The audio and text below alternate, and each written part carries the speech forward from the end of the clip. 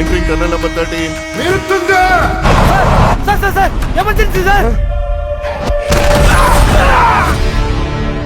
இங்க எந்த பையன் கிட்ட கேட்டாலும் ஃபேவரட் பிளே மாறுதே தவிர ஃபேவரட் பிளேயர் மாறலையே.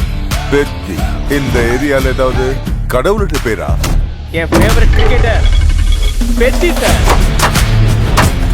என் ஃபேவரட் ரெஸ்லர் பெத்தி சார்.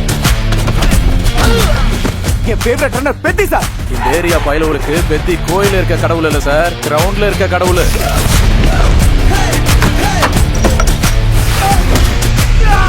ஆட்டம் தாமலே என் திமிரு. ஆகாசத்துல இருந்து நட்சத்திரம் உதிர்ந்து உடுங்க சொல்லுவாங்கல்ல, அதுல ஒண்ணு இன்னைக்குன்னு பார்த்து விஜயநகரத்துல உருந்துச்சாலே. முகத்தை பாரு. புலம்புனதெல்லாம் போதும். பெரிய புடுங்கி மாதிரி அட்வைஸ் பண்ணாத. எதுக்கும் வேலைக்காவாம போயிருவ. பொம்பளை புள்ளையா பிறந்துட்டு இப்படிலாம் பேசக்கூடாதுமா. கிழிச்ச. எனக்கு ஆட்டத்துல ஜெயிக்கிறது முக்கியம் இல்லது, அதுக்கு உயிர் கொடுக்கணும்.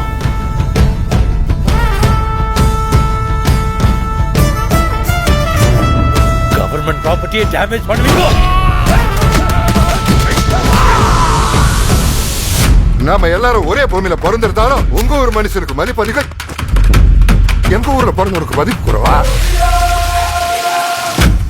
ஒரு பேர தெரியாத மரமண்டைகளை கூட்டு வந்து வேலை கொடுக்கறது பெரிய விஷயம்ல.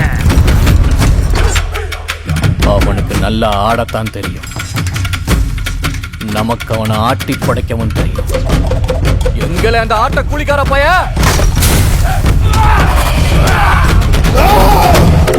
வாய் பேச்சுல இல்ல, விளையாட்டுல களத்துல ஜெயிக்கிற ஆம்பளை எவ்வளவு இருந்தா வர சொல்லு.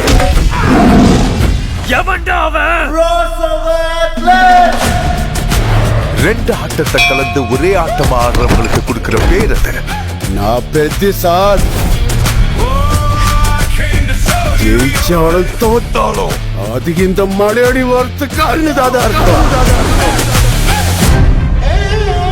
நீங்க எல்லாரும் நான் விளையாடுன்னு நினைக்கிறீங்க, நான் போராடுங்க சார்.